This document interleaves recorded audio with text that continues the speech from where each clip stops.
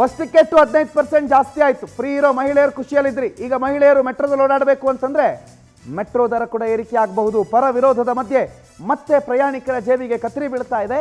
ನಮ್ಮ metro ticket ದರ ಏರಿಕೆಯ ಸುಳಿವನ್ನು ಕೊಟ್ಟಿದೆ BMRCL. ಬೆಂಗಳೂರು ಜನರಿಗೆ ಮತ್ತೊಂದು ಬೆಲೆ ಏರಿಕೆಯ ಬರೆ ಬೀಳುತ್ತೆ. ಹೊಸ ವರ್ಷದಲ್ಲೇ ಮೆಟ್ರೋ ಪ್ರಯಾಣದ ಟಿಕೆಟ್ ಪ್ರೈಸ್ ಹೈಕ್ ಮಾಡ್ತಿದ್ದಾರೆ. ಇದೇ ತಿಂಗಳಲ್ಲೇ ಮೆಟ್ರೋ ಪ್ರಯಾಣ ಟಿಕೆಟ್ ದುಬಾರಿಯಾಗೋ ಸಾಧ್ಯತೆ ಇದೆ. 10 ವರ್ಷಗಳಿಂದ ಆಗಿಲ್ಲ ಅಂತ ಈಗ ದರ ಹೆಚ್ಚಳ ಮಾಡೋದು ಅನಿವಾರ್ಯ ಅನ್ನೋ ಮಾತುಗಳು ಕೇಳಿ ಬರ್ತಾ ಇದೆ BMRCLನಿಂದ.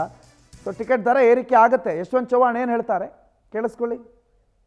ಕಮಿಟಿ ಏನಿದೆ ಅದು ಕೇಂದ್ರ ಸರ್ಕಾರ ಫೇರ್ ಫಿಕ್ಸೇಷನ್ ಕಮಿಟಿ ಒಂದು ರಚನೆ ಮಾಡಿತ್ತು.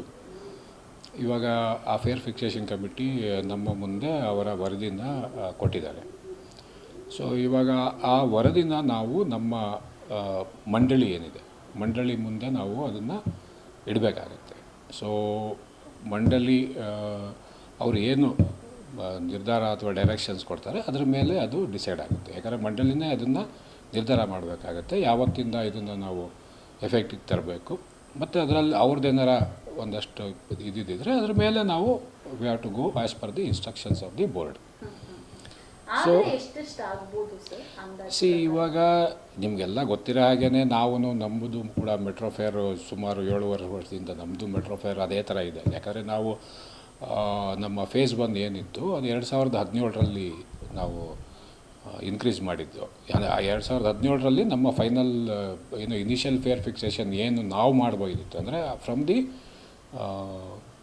ಕಾರ್ಪೊರೇಷನ್ ಇಟ್ ಸೆಲ್ಫ್ ಮಾಡೋದಕ್ಕೆ. ಬಟ್ ಅದಾದಮೇಲೆ ನಾವೇನು ಇನ್ಕ್ರೀಸ್ ಮಾಡೋಕ್ಕಾಗೋದಿಲ್ಲ. ಯಾಕಂದರೆ ಅದು ನಮ್ಮ ಆ್ಯಕ್ಟ್ ಪ್ರಕಾರ it has to be done by the fare fixation.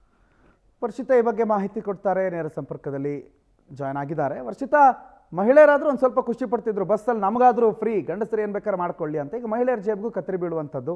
Metro MD ಅವರು ನೀವೇ ಮಾತಾಡ್ತಿದ್ರಿ, ಏನು ಹೇಳ್ತಾರೆ, ಯಾಕೆ ದರ ಏರಿಕೆ ಆಗಲೇಬೇಕು ಅನ್ನುವಂಥ ನಿರ್ಧಾರ ಬಂದಿದೆ, ಆದರೆ ಎಷ್ಟು ಆಗಬಹುದು ವರ್ಷಿತಾ?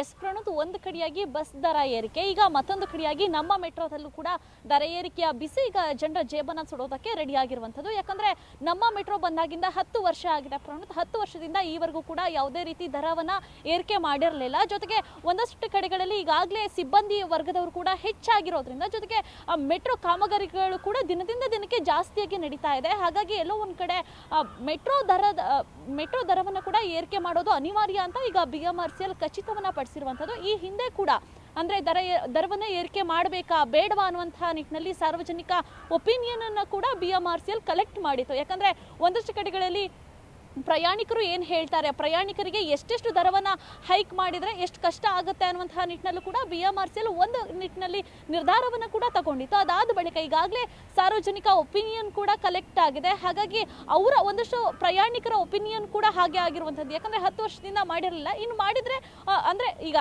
10ರಿಂದ 15% ಅಂದರೆ ಜಾಸ್ತಿ ಆಗತ್ತೆ, ಎಲ್ಲೋ ಒಂದು ಕಡೆ 5-6% ಜಾಸ್ತಿ ಮಾಡಿ ಅನ್ನುವಂತಹ ಸಲಹೆಯನ್ನು ಕೂಡ ಈಗ ಸಾರ್ವಜನಿಕರು ಕೂಡ ನೀಡಿರುವಂಥದ್ದು. ಅದನ್ನ ಹೊರತುಪಡಿಸಿದ್ರೆ ಈಗ BMRCL ಏನು ಹೇಳುತ್ತೆ ಅಂತ ಅಂದರೆ, ಸಿಬ್ಬಂದಿ ವರ್ಗ ಆಗಿರ್ಬೋದು, ಜೊತೆಗೆ ಮೆಟ್ರೋ ಕಾಮಗಾರಿಗಳು ನಡೀತಾ ಇರೋದಾಗಿರ್ಬೋದು, ಜೊತೆಗೆ ಎಲ್ಲ ಬೆಲೆ ಏರಿಕೆ, ಈಗಾಗಲೇ ಸಾರಿಗೆಯ ಬಸ್ ದರ ಕೂಡ ಏರಿಕೆ ಆಗ್ತಾ ಇದೆ, ಹಾಲಿನ ದರ ಕೂಡ ಏರಿಕೆ ಆಗಿದೆ, ನೀರಿನ ದರ ಕೂಡ ಏರಿಕೆ ಆಗಿದೆ. ಇದ್ರ ಮಧ್ಯೆ ನಮ್ಮ ಮೆಟ್ರೋದಲ್ಲೂ ಕೂಡ ಸಂಚಾರ ಮಾಡೋರು ಕೂಡ ಜಾಸ್ತಿ ಆಗ್ತಾ ಇರೋದ್ರಿಂದ ಇದರಲ್ಲಿ ನಾವು ದರ ಏರಿಕೆ ಮಾಡೋದು ಖಚಿತ ಅಂತ ಹೇಳಿರುವಂಥದ್ದು. ಇನ್ನುಳಿದಂತೆ ಅಂದರೆ ಈಗಾಗಲೇ ಸಾರ್ವಜನಿಕ ಒಪಿನಿಯನ್ ಕೂಡ ಕಲೆಕ್ಟ್ ಮಾಡಿರೋದ್ರಿಂದ ಸಲಹಾ ಸಮಿತಿ ಏನು ಇವರಿಗೆ ಸೂಚನೆಯನ್ನ ಕೊಡ್ತಾರೆ, ಸಲಹಾ ಸಮಿತಿ ಸೂಚನೆ ಬಂದ ನೆಕ್ಸ್ಟ್ ಡೇನೆ ಹೈಕ್ ಮಾಡೋದಾಗಿ ಈಗ ತಿಳಿಸಿದ್ದಾರೆ ಪ್ರಣೋತ್.